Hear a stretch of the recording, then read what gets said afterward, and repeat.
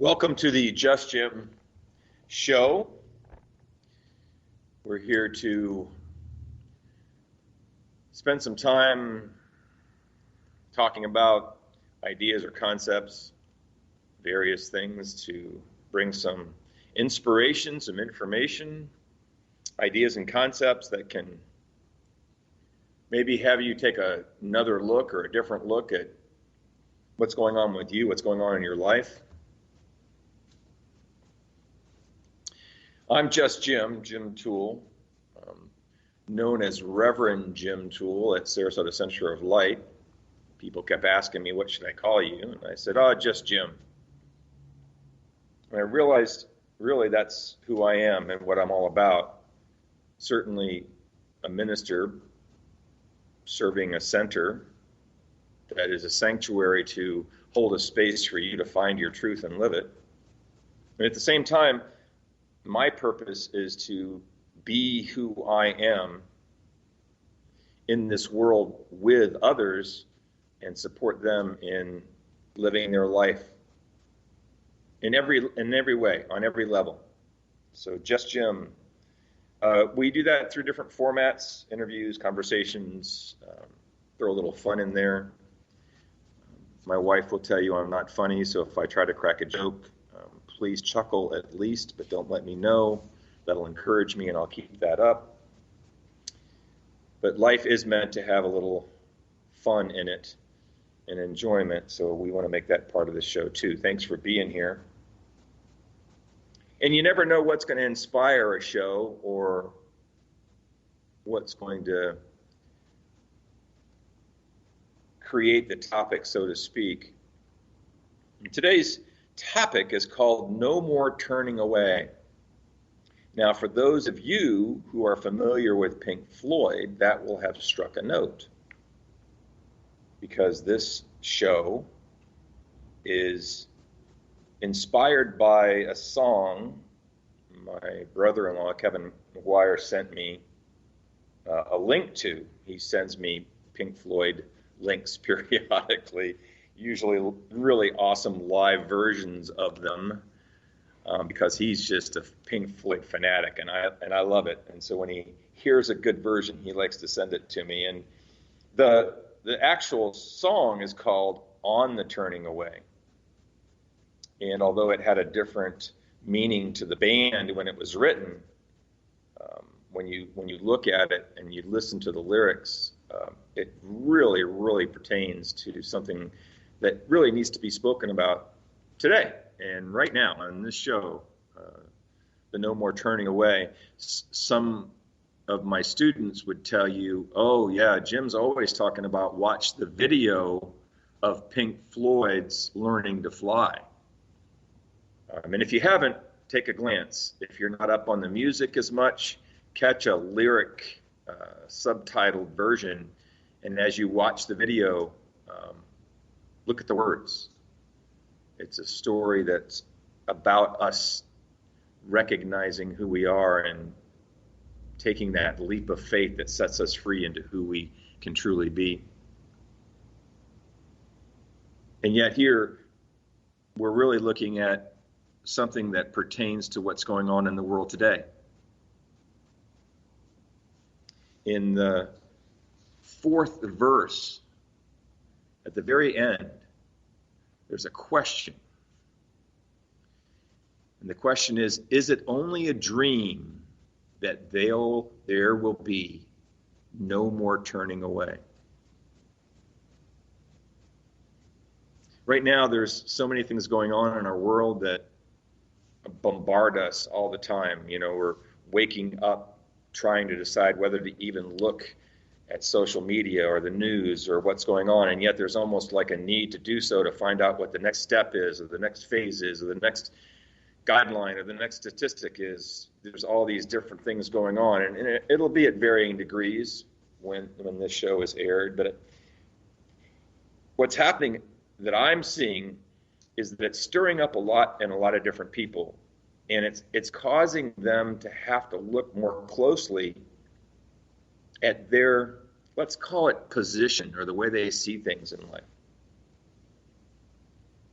It's a powerful question. Are we going to stick to our guns and create conflict by pushing away what other people might think? Now, I want to make sure I'm really clear here. This isn't about politics. This isn't about any kind of statement that is about a particular view. This is just reference to what I'm talking about, because we've got political situations. They got, are the schools opening? What's going on with the COVID? There's so many different things that are occurring. Lives matter. All these different things.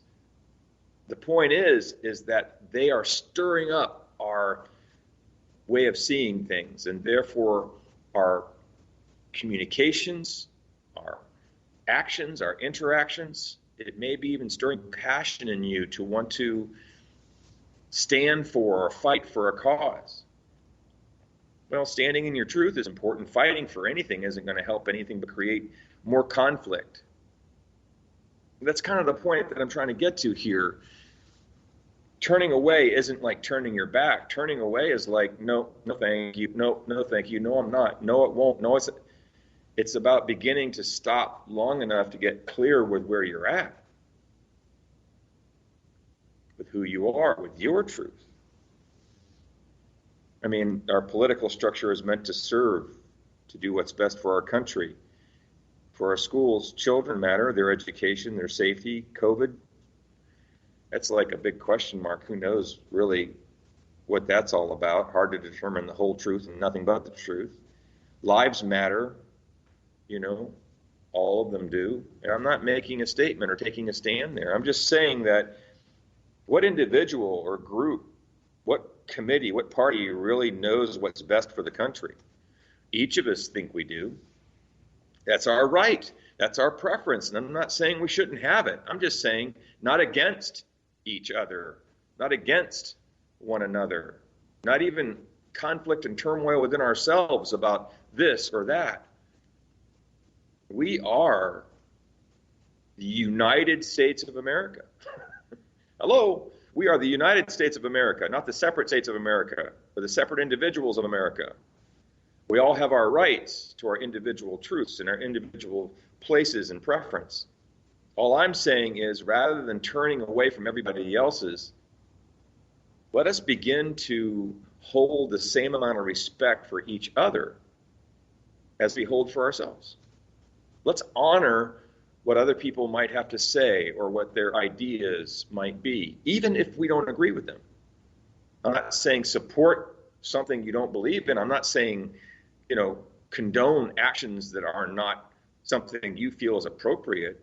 I'm saying, as you choose how you see these situations, allow yourself to be in your truth, in peace. If you stand in your truth, you are at peace, in balance, and centered in it. And it's as sure as a mountain. And it's not fighting or pushing. It is. And as we are able to see each other's, there's a place in that with respect and honor where, and I like to use food analogies, the soup, the soup of life.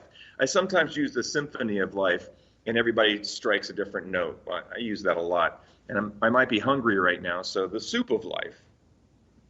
We each get to toss in our own little spice or our own little part that we think can be in the soup, and it just makes the soup richer and more flavorful by what we're able to do. When it comes to the schools, let's not put convenience or the economy or societal pressure before the well-being, safety, and balanced lives of our children. I'm not saying keep them out, put them in. I'm saying let's keep them safe and let's get them what they need, and let's do what we've got to do as a country for our children. Let's join together to provide what is needed, where it is needed, for our children's highest good. COVID, well, that's just an ongoing saga that may or may not be clearer by the time this is aired, but we all have to make our own decisions. And this idea of being respectful and honoring comes to a place where we all have to decide how to safely be. In our own homes or in our own safe spaces, that's one thing. But just like how we can begin to look at each other's opinions or preferences or the way we communicate and interact from the views that we each have, also our physical interactions and how we protect ourselves or each other can come from a place of respect and honor. Lives matter. Well, there's not much more to say about that, is there? And yes, an acknowledgement that certain individuals and groups are treated different than others, absolutely. And I'm not here to speak for or against anything. Again, back to honor and respect, back to not turning away because of our own preference from somebody else's. Like when I talk about idealistic or realistic concepts, I can sit and talk about, all the idealistic ideas I want, and yet I'm just Jim right there in the middle of the real world. So I know it's not easy to be respectful or honor others who might not be able to even offer that. And I'm not saying put yourself in positions where, you take abuse or you take challenge from others. I'm just saying that if you bring respect to the table, there'll be more respect. If we bring more honor to our interactions, there'll be more honor in that. And so we have this opportunity to make a difference, not by getting others to be a certain way, but by bringing to the soup or the symphony our note struck or our spice for it, to add to it. We certainly don't need any more separation by turning away into our own feelings or thoughts or actions. We really need, as humanity and as the world, to remember we are the world as we know it. We make up the world as it is. What do we want to bring to it? What's our contribution today to our lives, each other's lives? How can we make the world a better place? By living a better life. What does that look like? It's really up to you. But you know how that feels on the inside.